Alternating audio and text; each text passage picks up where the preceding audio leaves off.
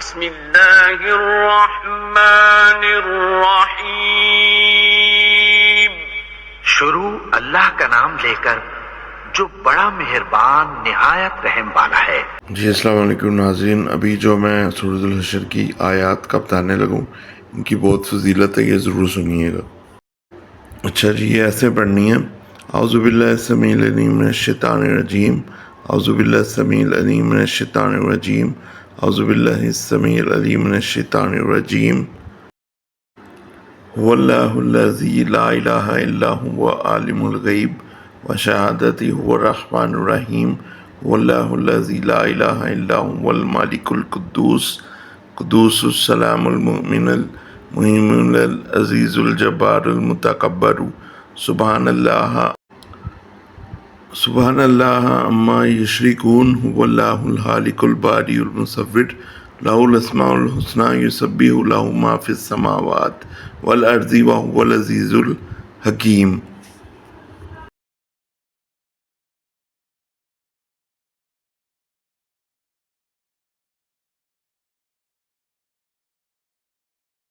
السلام علیکم ناظرین و عازمین، کیا حال ہے آپ کا؟ ٹھیک ہے؟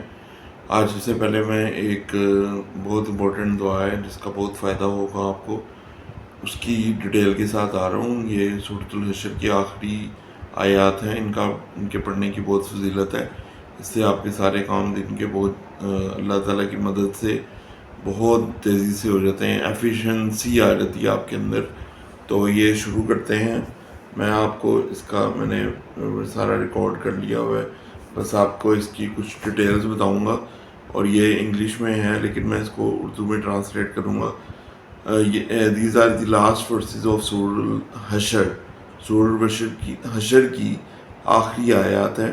سب سے پہلے تو آپ نے 3 دفعہ یہ آیت پڑھنی ہے، جو کہ روایت ہے حضرت مقال ابن یاسر سے کہ رسول اللہ صلی اللہ علیہ وسلم نے فرمایا کہ جو بندہ یہ 3 دفعہ پڑھے گا تو اس کو 70 فرشتوں کی یعنی کہ خدمات حاصل ہوں گی۔